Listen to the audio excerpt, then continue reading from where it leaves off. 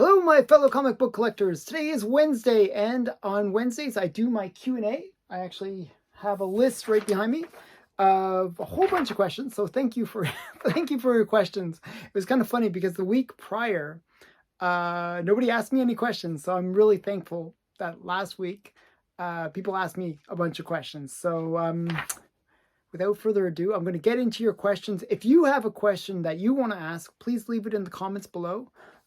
Also, check me out on Instagram, and you can post to me on Instagram, like it's Comic Collector Geek.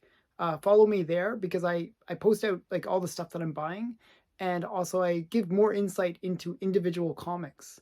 The other cool thing about the Instagram thing, you can message me and I respond. So I like talking to members of the community through Instagram. So, okay, let's get into the questions. Okay, so Comic Mag Musings asked, okay, big fella, here's another question for you. Do you have either the first or second printing of Eerie #1? Well, my copy right there is the first print. So it's the first print, which is harder to come by, but I'm still actually looking for the second print. I'm actually trying to get that one. So I have the first print, looking for the second print. So again, I'll show it just because it is kind of a cool book. You can see that it's quite small. This was what it was. Warren Publishing, they wanted to get the rights to Eerie. Previously, in the Golden Age, there was a magazine called Eerie, which I actually collect, or a comic, I should say. And they wanted to get the rights to the name. So the only way to get the previous prior owner actually had the rights but let them lapse, and Warren Publishing wanted to get the rights to the comic named Eerie. So the only way that they could do so is if they published something really quick. It had to be a certain length of pages. I forget what. I think it's like it has to be around 20 some odd pages, and had to fit certain rules. So that's what they did. They created this ash can, and it allowed them to keep to get the title Eerie so that they could use it for their publication. So this is Eerie #1. That's the story behind it. Now, if so, how difficult was it to track down? Well, actually, it was really difficult. But I just happened to know somebody who knew somebody. Okay? So I bought it from Steve Dolnick. He's probably the biggest collector of Warren Publishing other than myself. Well, he's not a collector, he's more of a dealer, I should say. He's the biggest dealer. And he had, at the time when we knew each other, he had direct connection to Forrest J. Ackerman and to even James Warren. So he was really well connected, and he got the books directly from them. And I think he got like, a bunch. And he was selling them, and I picked one up from him. And he told me that they are the authentic version, so it is the first print. But there are second prints, which are, it's kind of like, it is probably a second print, but it's more like, is it a forgery or what? There's like, some people say that the second print is really a forgery, and other people call it a second print, but who knows? It was debatable because what happened was, even at the time, way back when, a lot of people were trying to chase after getting a first print of Eerie #1. But they just were really rare. I think there was like less than 200 known to exist. And, people were chasing after them. And somebody thought, hey, I can make some money doing this. And they printed a second print. And they printed a bunch of them. So there's differences between the two, and you can sort of tell. And yeah, that's sort of the story behind it. But what I would recommend, if you're trying to get a copy of Eerie #1, the first print, I would recommend you contact SD Monster. That's his handle on eBay. And that's Steve Dolnick. And you can actually say, Alan, he'll know me, sent you. And I bought a lot of stuff from him. I actually went to his home in New York and bought from him directly. So he knows me quite well. So yeah. Yeah. whatever, hopefully that works. I don't know. It's a really hard book to find. I'm not sure if he even has a copy of it anymore. I bought it from him over 30 years ago. So it's one of those books that's hard to get. Okay, so with all that said, that's the first question. So the next question is from Jay West. Interesting picks and views by your wife. What were a few you thought she might have picked? Okay, so what I was thinking she was going to pick was more like the kind of obvious ones, like, like, oh, like what's the opposite? So I thought, oh, she's going to pick the Spider-Man one. It's an expensive book. Everybody kind of knows it. I thought she would pick that one. Or I thought she was going to pick more like some of my good girl art ones, like sort of the pretty kind of sexy covers, or, ones that I thought were kind of like traditionally people would just say, oh, that's a pretty cover. I like the pretty cover. So I thought that's what she was going to pick. She totally fooled me in terms of what she was going to pick. So yeah, so if you watch last week's Q&A video, you can see the ones that my wife picked. So yeah, what's the next part of that question? Okay. Also, what are two or three good comic saga reads you would recommend, or maybe you and Mark can pick your favorite separate top 5 favorite reads and see how each would compare. So Mark and I actually did do that. We actually, if you watch Monday's videos, like on Monday, we do the price variance show, and we basically talk about, different things. And a few weeks ago, we did where we talked about good reads for comics that we enjoy. One of the ones that we talked about was this one. I'll show you. Mark and I chose this one. We both love this comic. It is hilarious. It is like it's kind of interesting because I'm sort of anti-woke in many ways. I go on about it all the time, but at the same time, I can appreciate just silly humor. This is a very feminist-orientated comic, but it is hilarious. It is worth the read. It's a cheap pickup. It's really rare, but it's cheap pickup. You can pick this up for under $10, and it's the first issue. It ran, I forget how many issues. It ran fairly long, but it is definitely one that I'd recommend. Very funny humor, very sexual kind of funny humor.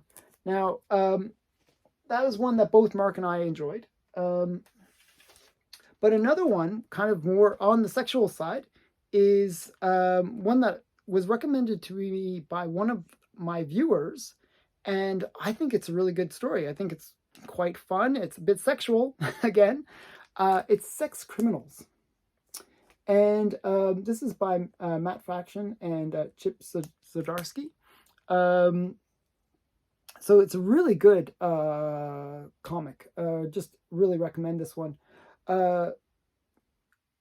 The whole premise, I'll actually give the premise of the story, see if it interests you, is that when they orgasm, they can stop time. Okay? So basically it's about a couple, they both have this skill, and they kind of met each other using the skill. And they they basically rob, very, very little. Like they're not like big criminals or anything like that, but what they do is they're trying to raise money for her library project and just sort of get money to help the library. So they're actually pretty innocent in what they're doing. But the story is kind of interesting. There's like the Time Authority in it, and there's a bunch of kind of cool things that happen, but it's a lot about sexual humor and really talking about sex in a funny way. And it's a really interesting story. So Sex Criminals, very good one. And it's one where it's a complete arc too. So I think it's 31 books, but the last book is 69 because, the number. And it's quite good. Now, one that I'm going to surprise you with is this is a hot book, and I just read it. So before I recorded this video, I read this. There's only 3 books so far. It's going to be 8 in total. It's called 8 Billion Genies. So I got 8 Billion Genies #1. I actually bought these for cover, so I was kind of lucky. This is the Jenny Frison one. I bought it just because it's Jenny Frison. So, and then this is #2. So I got the first 2 issues. I didn't get issue #3. I should have, but 8 Billion Genies is really a brilliant story. So the idea of it is everybody gets a genie. So there's 8 billion genies because there's 8 billion people. And even if you're a baby, you get a genie, and the genie will grant you 1 wish.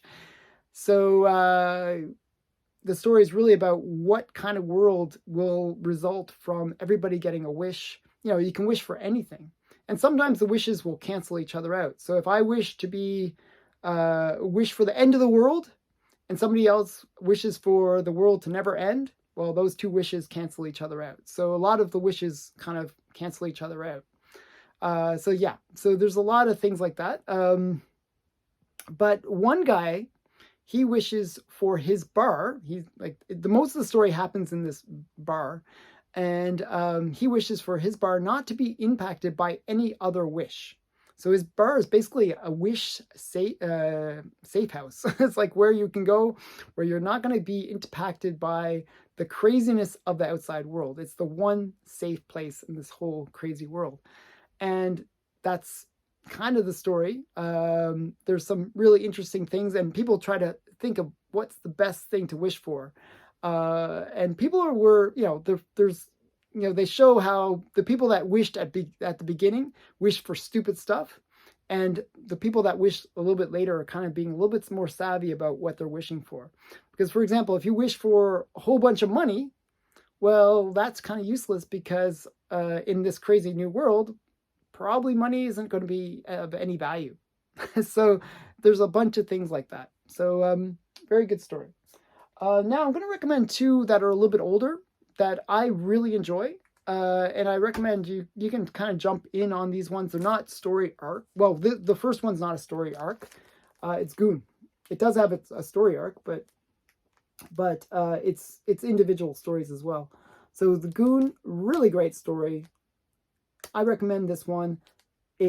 This is going to be a hot book, by the way. It's Goon #1. Basically, it's been, I think Netflix is going to finally produce this as a movie. They've been trying for 10 years. Different production houses keep on saying, oh, we're going to make it, we're going to make it. And it keeps on falling through. But hopefully Netflix will finally bring this book to life. And it is a great story. Lots of fun. It's written, and the art is done by Eric Powell. So really great stuff. Really love this, the Goon. Another one that I really love, and this is a bit more pricey, but you can get it as a trade paperback. But it does have a great story, and it's a story arc as well. Is Bone by Jeff Smith. Just a really great story. You know, it can be for kids or it can be even for adults. There's a lot of fun stuff that happens, and it's a lot more innocent humor. Like I find, like, you know, I just recommended all these sex ones, and now I'm recommending the other side. This is the other side. This is much more of a children-friendly story, and just a really, really great one. Really, there's a lot of stuff that happens, and there's a lot of really kind of interesting humor. Like, they get the 3 main characters. Like, the one that's kind of maybe the more interesting guy is this Star guy. He's kind of like the charlatan, charlatan. The guy basically that cheats other people. He basically commits all these like kind of cheesy crimes. He used to be the mayor of Boneville, and he basically did a whole bunch of bad things, and they get kicked out. All 3 of them get kicked out of Boneville, and the story basically talks about their adventures outside of Boneville and how they really want to get back home. So just a really good story. Definitely recommend it. So those are my recommended reads. I hope you check them out. Definitely recommend them. And if you want, I can recommend some Golden Age ones that I would as well if you're interested. Okay, so the next one is from Silver Knight Kyle. What are your thoughts on the production pieces, like original art, of course, color color guide pages, rough outline pages, editorial negatives, etc.? Do you collect anything like that? So, one thing I do like is artist proofs, and I do like artist pages where you get the maybe the pre-colored pages where it's done. I don't have many though. I really like them, and I actually, whenever I go to the Comic-Con, one of the things that I'll do is like there's always like an artist alley, and what I'll do is actually try to find some original art that is affordable. I think you could, going back maybe 10 years ago, you could pick up like I picked up like a 2-page like centerfold of Vampirella, like of a Vampirella comic. And the guy, I think I forgot how much I paid. It was like $50, something like that. It was really not that expensive. You know, and it was like all this beautiful hand-drawn stuff for Vampirella. But now when you go to these places, I think the artists know that there's a lot of collectors for art stuff, so the prices have gone up. What I actually prefer now in terms of picking up original art is commissioning art from the artists. And sometimes you can actually get some of these bigger names to do original pieces for you. So I have a bunch from different artists that I've commissioned that, you know, some of them are not meant for kids, so I can't show them. So I think I've shown a few in a previous video, but yeah, you can watch my previous videos and see if you can find some of my original art that I've shown. It would be in the title, so look for the title. But yeah, I do like it. I've been budgeting, you know, once you get into that original art thing, it can be really, really pricey, really, really fast. So I think it's a great collectible, but sometimes budget isn't always there for me. Okay, so, and I already spend enough on comics, so, but I do appreciate original art. Okay, Mike Swintel wrote, I found some covers you might like, and I wonder if you have them yet. The Sensational Rocket Girls, #2. Hard to find, and you're right, it is hard to find. I cannot find it. I could not find this book. Even my comic shop, which is a place where I usually buy a lot of comics, didn't have Sensational Rocket Girls. I looked for it, I couldn't get it. The next one is Green Lantern, Emerald Warriors, Snake and Headlight cover. I did pick that up. So there's a bunch of these that I picked up after reading this question. The next one is Green Lantern, Brightest Day, Volume 4, number 47, a bondage cover. Actually, so I picked that one up as well. But when I was searching for it, there was another issue that had a really great cover that you'll see in a future unboxing, and I'll talk about this. It's just such a great cover. I got such a great deal on it. I paid $24 for this other cover. It's not the one that you mentioned. The one that you mentioned I paid $3 for. But this other cover, it's kind of like this robot cover. I paid $24. It's slabbed, and it's a high grade, and it looks really cool. I really like it. So strangely, thank you for helping me find this other book that you didn't mention. The next one is Legion of Superheroes, number 42, 1992, bondage cover. I also added that to my shopping cart, so I picked those all up. I didn't have them previously in my collection, but very great recommendations. And I appreciate when people in my comments recommend different books to me. Just as I was saying, like that Sex Criminals book, I wouldn't have even known about it if it wasn't for one of the people in the community mentioning, hey, you should read this book. You'll probably like it. You're a perv. No, I was joking.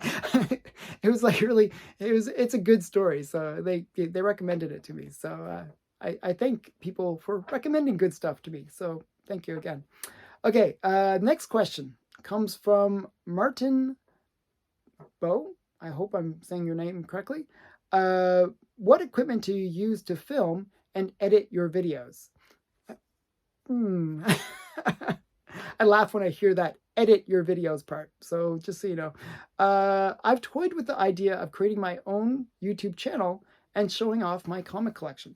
Well, I'm going to give you some more tips. I gave tips in the last video about how to make videos for YouTube, but I'm going to tell you what I do in terms of my recording. So you'll notice, if you look at me right now, you'll notice that there's a shadow right here. Like, that is not good. You don't want that. If I maybe move, I don't know. It's based on where the lighting is. So when I recorded this, I didn't really pick the best spot for lighting. So I don't have additional lights. Generally, what you want to do is have like maybe a rack of lights with kind of like those umbrella hoods where you kind of concentrate the light so that it's even. Okay. But I didn't do any of that. My point is, you can do a lot of this stuff for YouTube on the cheap, very simple. Like what I do is I have overhead lights that are like LDL, you know, the, why am I forgetting? Okay, the basic floodlights, that are coming down, and that's my light source. This comic room, my backdrop is my comics. That's my backdrop. I recommend doing the same. Like, I've seen other channels where they just have a few on the back, and I think that's probably a better idea, because then you can switch them out and keep the background interesting for people. I'm actually thinking of redoing my wall. So if you guys want to suggest a theme for my back wall, I will probably implement it. Like maybe all Golden Age or all bondage covers or whatever you want. You can tell me in the comments below if you want some different background in the back. But I keep it simple. I record everything on my iPhone, and I don't edit because I don't really have that extra time to do the editing. But what I found is a couple things. The sound quality for the iPhone, I'm using an iPhone 13, is actually quite good. It records quite well. And I have a terrible voice. My voice is really soft. I'm very soft spoken. I'm not like I do public speaking, but my voice is one of those voices that's often pretty weak. So if the iPhone 13 can pick up my voice, it can probably pick up people with much better voices. So I keep it simple. I just record, I press record, and I babble for like whatever length of time about comics or whatever. And then I press stop, and then I upload it to YouTube. And that's really the level of editing that I do. There is no editing. What you can do, though, if you want to do a bit better than me, which is not hard, you can actually get, there's a program, I'm trying to remember, it's called something good, but just search on the iStore for video editing, and you can find, I think it's called Good Edits or something like that. And it basically, what you can do is it can allow you to stop and start the camera on the iPhone. The problem with the iPhone, I don't understand this, is when you press stop, that's it. That becomes your video. What would be really great is that there should be a pause button where you can go pause and then restart the video, pause when you want to cut things out or just move things around. I try to do everything in one take, and that's very, very challenging because I mess up a lot and it makes for the videos very goofy often. So and people say, oh, you totally said the wrong thing, and I often do. So yeah, I recommend have some better video editing, but you don't need to do it. I think sometimes people actually like the more genuine videos where people just really speak off the cuff. As long as you're comfortable speaking off the cuff, you can do a pretty great video that people will watch just because it sounds more natural and it will sound kind of more fun. So take that the way you want, but the point is, I keep this very simple. I do have a stand that I use for my camera. It clips into my camera clips into it, And that's the only real production value that I have, that I have a stand. Actually, the stand, if I charge it, it has a light on it, so I could actually make the lighting better, but I've been lazy about charging it. So yeah, I'll probably do that because the lighting is bad. But that's it. That's really my level of production. And I think that's the great thing about YouTube, that people are a little bit more forgiving in terms of that production value. As long as your sound is good and your video is reasonably good quality, people are pretty forgiving, and you can get away with a lot. So yeah, that's my answer to that question. Okay, the next one is from Comic Book Ninja. What are your wife's hobbies or interests? My wife's hobbies, she doesn't really have hobbies. She likes cooking, and she does like make a lot of Korean food. I don't like Korean food for the most part, which is always awkward. But she does like cooking. But fortunately, my kids are better than me, and they will eat a lot of the Korean food. I like more Western food. It's one of those funny things. She always gets annoyed by it, but that would be, I would say, one of her hobbies would be cooking. She also likes going to the casino, which I hate. She likes going to the casino and playing the slot machines. That's one of her hobbies. And she likes expensive bags, like collecting expensive bags, like Chanel bags and Louis Vuitton and all that kind of stuff. So that's where she wastes her money. And do you share in any of her passions? So we do have a common interest, and it's kind of a funny common interest. We love house buying, and we love the idea of upgrading houses, like interior design and all that kind of stuff. So we seem to sell our house every 3 years, regardless if we love the house or not. We just seem to always be moving. I don't know why that is. But yeah, so we're almost at that stage where we're going to move again. I don't really want to move with this crazy collection, but that's something that we do a lot. We seem to move, and we really get into that whole house shopping thing and looking for those. We love looking at real estate plans, and we like, even when we don't sell our house, we like going to look at new home construction and like new builds and new designs and stuff. So that's something we do. That's something we have in common. We also like going to flea markets together. So where they do like content sales, where like we live in a fairly well-off neighborhood. So whenever they do a content sale, you can get some really cool deals actually. Like we bought this one table, it was like $50 or something. It turns out it's worth like a few thousand. It's like all like hand carved, and it's just like this amazing table. But yeah, so you can find some pretty amazing deals because people don't really appreciate what they have, and you can buy some really cool stuff. So that's something that we both enjoy. And does she like does she like any of the comic books or movies or shows? She liked the original Spider-Man movies, that original trilogy with Tobey Maguire. What other ones did she like? She liked Lord of the Rings, which is not really comics, but there was a comic for it. I'm trying to think of a comic series that she liked. Generally, she doesn't like the superhero movies.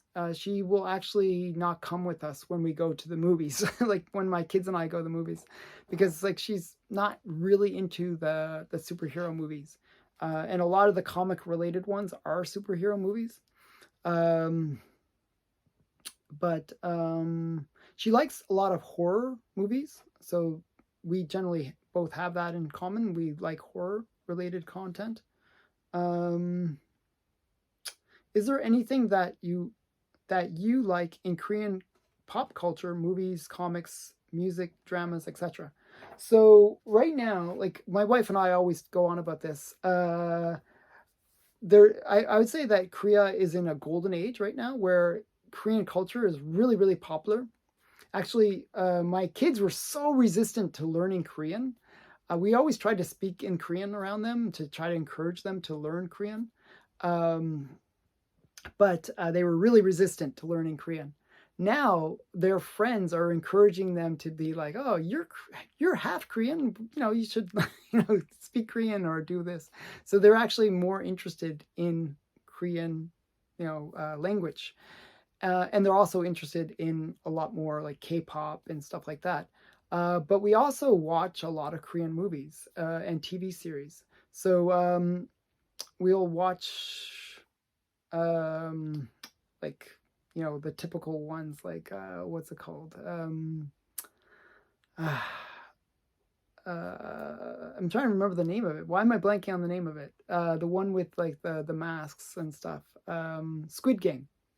So actually it's kind of interesting, like because I uh, lived in Korea for 3 years, I actually understand Squid Game at a different level than when like a North American would watch it. So those games that they were playing in the movie or in the TV series were all games that kids regularly play in like in Korea. It's like so funny. Like when I was teaching in Korea, I was almost annoyed by how much people would play rock paper scissors. Everything was rock paper scissors. Like that was the game like that they all played. Whenever they had to make a decision, they would do rock paper scissors to decide who would what way they would go with it. It was just rock paper scissors was so common, and there was a bunch of other games that were in the show that I was like, oh, that's kind of cool to see it being used in this kind of weird show. And Squid Game, just so you know a little bit about Korean culture, um, Squid Game is a game that's only played by boys. It's not a game that girls would ever play because it's a game where it's pretty physical.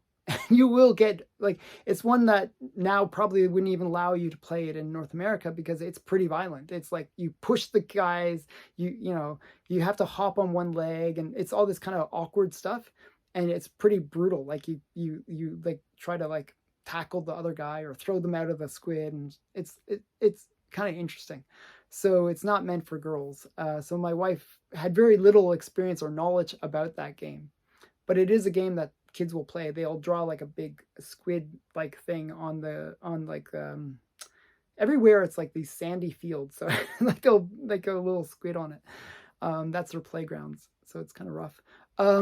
But yeah, it was an interesting experience to be in Korea, and we try, like my wife will listen to Korean news all the time, so she really does try to keep up with what's going on in Korea. Um, and we go back to Korea once a year usually, except for the last couple of years because there was the whole pandemic thing. But yeah, we try to go back there once every so often and see Korea. Her family still lives in Korea, so we often will go back just to meet with them. Her parents don't speak English, so I'll have to speak when I deal with them. I speak in my very broken Korean, which is really funny. They always make fun of me for my Korean.